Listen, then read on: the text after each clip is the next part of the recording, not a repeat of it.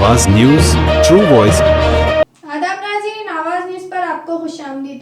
कामारेड्डी जिले के बीबीपेट मंडल में कांग्रेस पार्टी ने प्रेस मीट मुनक़िद की।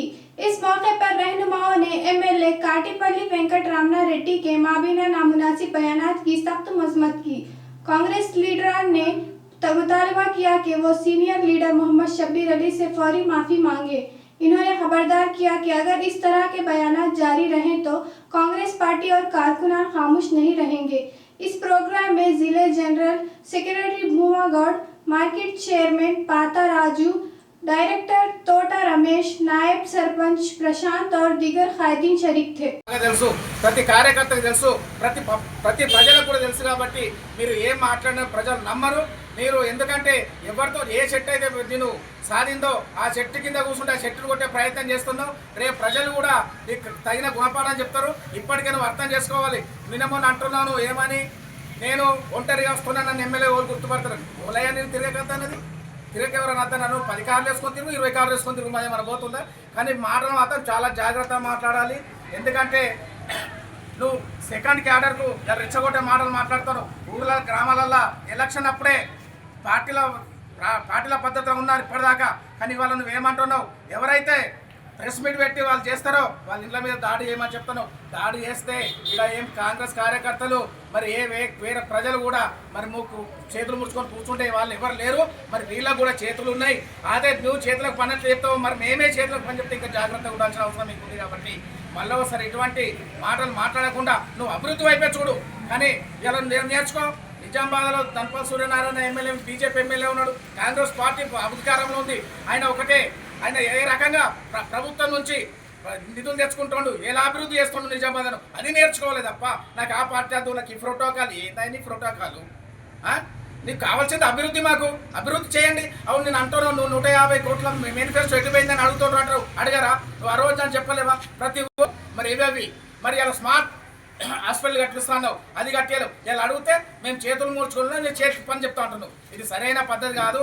నీకు అతి త్వరలోనే కామారెడ్డి ప్రజలు తగిన గుణపాఠం చెప్తారు. కాబట్టి నీవు అటువంటి మాటలు మానుకోవాలి. ఎందుకంటే నువ్వు ప్రజలను రెచ్చగొట్టే మాటలు మాట్లాడుతున్నావు. కాబట్టి ఇది ప్రజాస్వామ్యం చాలా విరుద్ధం. నువ్వు అటువంటి మాటలు మానుకోవాలని చెప్తూ ఈ అవకాశం ఇచ్చినటువంటి కాంగ్రెస్ పార్టీ అధ్యక్షులకి, మార్కెట్ చైర్మన్ గారికి, మరి ఇక్కడ వచ్చిన సర్పంచ్లకు, మరి కార్యకర్తలందరూ కూడా మరొకసారి ధన్యవాదాలు చెప్తూ ఈ అవకాశం మీ అందరూ కూడా నమస్సుమంజలు చెప్తున్నారు. జై కాంగ్రెస్.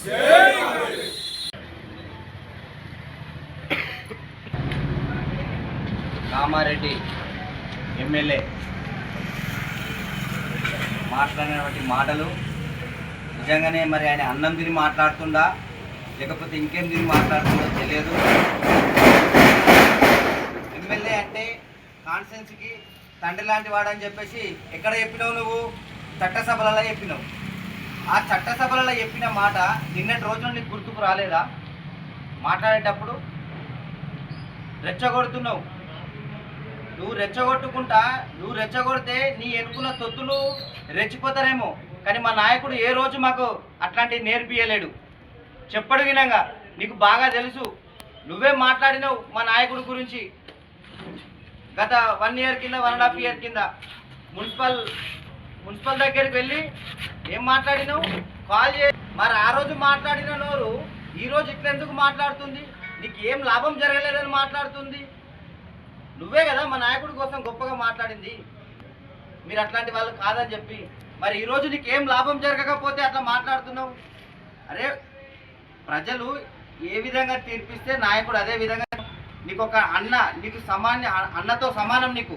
ఎందుకంటే ఒక తండ్రి సమానులైన వ్యక్తి. మీరేం మాట్లాడుతున్నారు?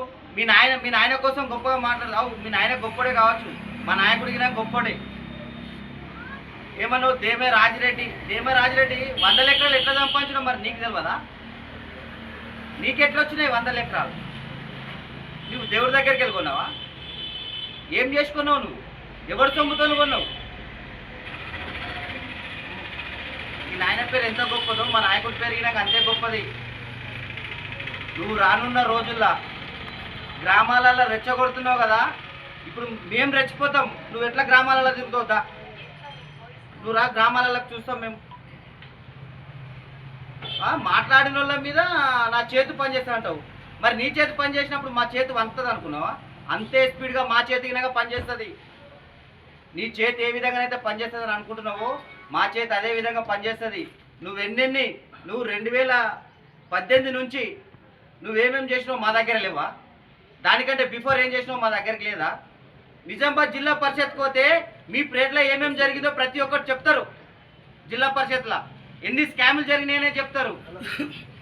నీ లెక్క 10 పార్టీలు మారే నాయకుడు కాదు మా నాయకుడు. మా నాయకుడి దగ్గర నుంచే కదా నువ్వు నేర్చుకొని బయటకు పోయింది. చెప్తున్నావు ఎమ్మెల్సీ నేను ఇంతకు అమ్ముకున్నా మీ దగ్గర ఇంత తీసుకున్నాడని. చలో నువ్వు రా, నువ్వు ఎక్కడ సవాల్ విసురుతావో రా, నువ్వు ఏడికి వస్తావు రా, మేము వస్తాం. మా నాయకుడు రాడు ఎక్కడికి, మేము వస్తాం. ఎంత నిజాయితీగా ఉంటాడో మా నాయకుడు మేము చెప్తాం. నువ్వు ఎక్కుదామన్నావు కదా, ఏ వ్యక్తావు ఎక్కువ నువ్వు అన్నీ నోరు పడేసుకొని మాట్లాడుతున్నావు. అదే స్పీడ్గా అందరం కలిసి గట్టిగా మేము మాట్లాడితే నువ్వు ఎక్కడుంటావు? నువ్వే నోట్లకి వెళ్ళైతే మా నాయకుడి కోసం గొప్ప పదాలు మాట్లాడినావు, అదే ఆ రోజే నీ నోరే, ఈరోజు నీ నోరే. నువ్వు పరిశీలన చేసుకోక్కసారి. ఇక్కడ స్కాములు చేసిరు, అక్కడ స్కాములు చేసిరు అంటున్నావు కదా, నువ్వెన్ని స్కాములు చేయలేవు? ప్రతిదీ ప్రజలు ఏ విధంగా అయితే తీర్పిస్తారో అదే విధంగా నువ్వు ఎవరి దగ్గరకు పోయి మాట్లాడినావు మొన్న తెలియదా అందరికీ? నీకు చైర్మన్ కావాలని నువ్వెవరి దగ్గరకు పోయి మాట్లాడినావు తెలియదా? ఇక్కడ నేను చైర్మన్ కాలేను అని నీకు ఇందాక మా సోదరుడు అన్నట్టు నిజంగానే నీకు అట్లాంటిది ఏదో కలిసినట్టుంది. చూపించుకో హాస్పిటల్లా, బాగుంటుంది. నువ్వు కామారెడ్డి ప్రజలకు ఏం నేర్పుతున్నావు? ఒకటే చెప్పినావు నువ్వు ఎలక్షన్ల మూమెంట్లో, పార్టీలతో నాకు సంబంధం లేదు, అధికారంలో ఏ పార్టీ అన్నా ఉండని నేను పనులు చేస్తా, 150 కోట్ల రూపాయలతోని కామారెడ్డికి మోడల్ స్కూల్స్, మల్టీప్లెక్స్ హాస్పిటల్స్ తీసుకొస్తా అని చెప్పినావు. ఏవి ఎక్కడొచ్చినా, ఏ మండలికి వచ్చింది, ఎక్కడికి వచ్చింది? నువ్వు ఎవరెవరి దగ్గర ఇప్పుడైతే ఏమేమి చేస్తున్నావు తెలియదా? ఒక ఆఫీసర్లను, గవర్నమెంట్ ఆఫీసర్లను బట్టలు ఇడవ తీసి కొడతా అని చెప్తున్నావు. అదే పదం ఇంకోళ్ళు బయట వాడితే నీ మీద ఏ విధంగా ఉంటుందో ఒకసారి ఆలోచించు. అదే పదము నాలాంటి మాట్లాడితే ఎట్లుంటుందో చూడు. ఎందుకు మా నాయకుడు నేర్పిస్తే మేము డెవలప్మెంట్ ఎట్లుంటుందో నువ్వు చేసి చూపించు కదా. నువ్వు చేసి చూపిస్తే నీకు తెలుస్తుంది. కాబట్టి తస్మాత్ జాగ్రత్త, మాటలు జాగ్రత్త మాట్లాడు. నువ్వు ఎమ్మెల్యేవి, నువ్వు ఏ విధంగా నేర్పిస్తే మేము అదే విధంగా నేర్చుకుంటాము. నువ్వు ఏదైతే మాటలు మాట్లాడినావో మేము అదే విధంగా మాట్లాడగలుగుతాము. మాకు అన్నీ ఉన్నాయి. నీకు 2 చేతులు ఏ విధంగా అవుతున్నాయో మాకు అదే విధంగా ఉన్నాయి. ఈరోజు బీబీపేట మండల కాంగ్రెస్ పార్టీ కార్యాలయంలో ప్రత్యేక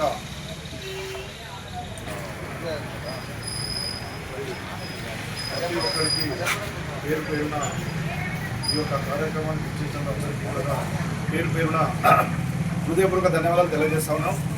మరి మొన్నటి రోజు జరిగిన ఎన్నికల్లో ఏదైతే కామారెడ్డి ఎమ్మెల్యే రమణారెడ్డి గారు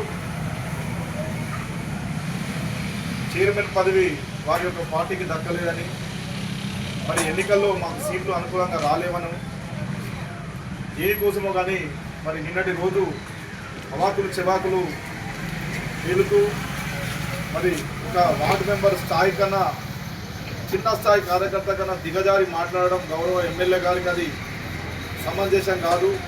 అది మాట్లాడాల్సినటువంటి పదాలు కూడా కాదు. ఎందుకంటే మనం ఒక నియోజకవర్గానికి మీరు ఎమ్మెల్యేగా ఉన్నారు. ఎమ్మెల్యే అంటే నియోజకవర్గానికి, ఒక కుటుంబానికి తండ్రి ఎలాగనో మరి నియోజకవర్గానికి కూడా ఎమ్మెల్యే పదవి అనేది ఒక తండ్రి లాంటి సమానమైనటువంటి పదవి. అది దానికి తండ్రి లాంటి హుందాగానే ఉండాలి కానీ మరి చిన్నపిల్లల్లాగా వారు వివర్తించడం, ఆ నోటి దురుసు మాట్లాడడం చాలా మంచి పద్ధతి కాదు. అది ఆ పద్ధతి మార్చుకోవాలి ఎమ్మెల్యే గారు.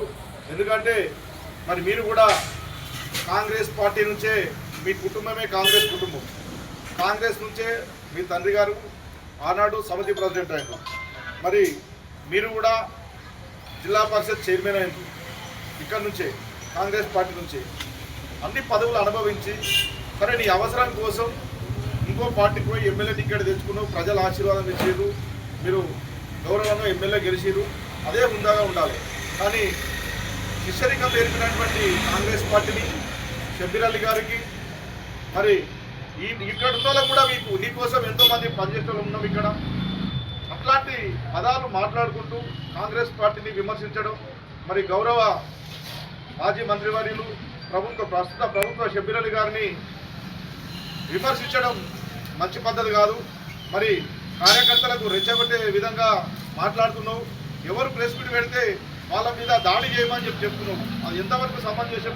ఇప్పుడు నీ మీద నువ్వు ప్రెస్ మీట్ పెట్టినావు. ఇప్పుడు మా నాయకుడు కూడా చెప్తే నా కార్యకర్తలు అంటే వచ్చి నీ ఇంటిగా దాడి చేయాల్సిందేనా? ప్రజాస్వామ్యంలో మాట్లాడే అధికారం లేదా? ఇది ప్రజాస్వామ్యమా లేకపోతే పటేల్ పట్వారి వ్యవస్థనా? రాజరికం నడుస్తుందా ఏదన్నా కామారెడ్డిలో? ప్రజలు ఓటేస్తే గెలిచినావు కానీ నువ్వు నిర్ణయించైనా నాయకుడు కాదు కదా. కాబట్టి ఇక్కడ నుంచి అయినా అభివృద్ధిపై దృష్టి పెట్టండి. మీరు ఎన్నికల్లో ఎన్ని వాగ్దానాలు ఇచ్చినో మీ అందరికీ తెలుసు, ప్రజలందరికీ కూడా తెలుసు. మీరు ఏం చెప్పి ఓట్లు వేపించుకున్నారో తెలుసు.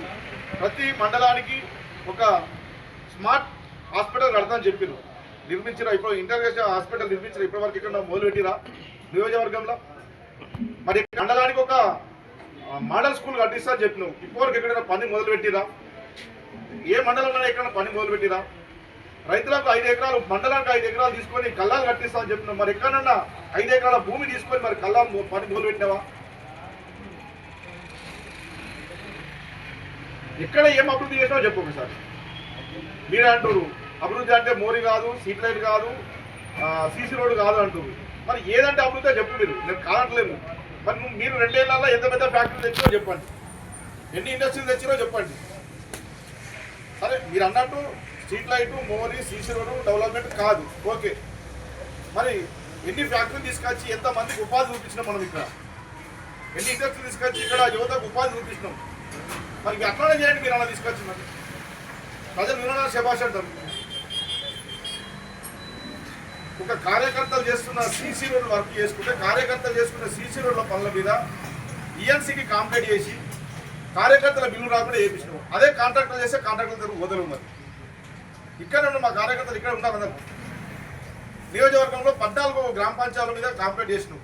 నువ్వు అంటే కాంప్లైంట్ చేసినావు. మాకు ఏరాదా? మీ కార్యకర్తలు చేసి మాకు కాంప్లైంట్ చేయరా?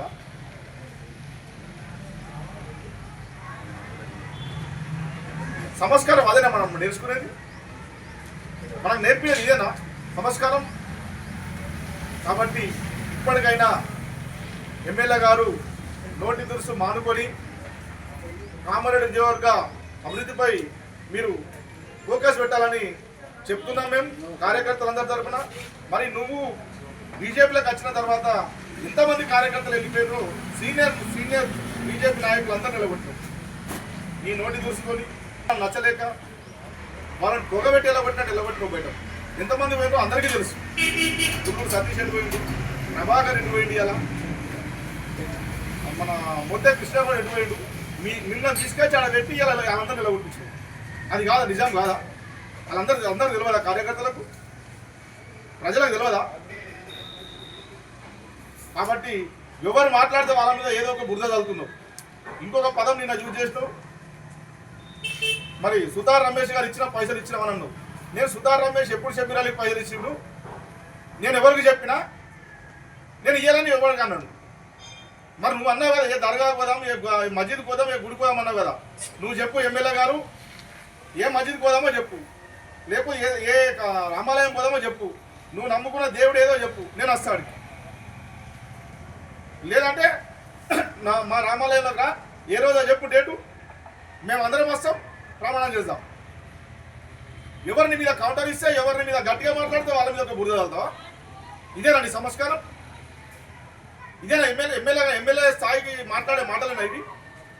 కాబట్టి ఎమ్మెల్యే గారు ఎవరి మీద అయితే వాళ్ళ మీద నోటి దురుసు బంద్ చేసుకొని ప్రజాస్వామ్యంలో ఏది జరిగినా స్వీకరించాలా కానీ ఏది దొరుకుతుంది మాట్లాడకూడదని హెచ్చరిస్తూ మరోసారి మా కార్యకర్తల జోలికి వచ్చిన, మా నాయకుని జోలికి వచ్చిన గ్రామాలలో మిమ్మల్ని తిరగనివ్వమని చెప్పి హెచ్చరిస్తూ సెలవుకుంటున్న కాంగ్రెస్ పార్టీ షబ్బీర్ అలీ గారి నాయకత్వం, రేవంత్ రెడ్డి గారి నాయకత్వం, కాంగ్రెస్ పార్టీ.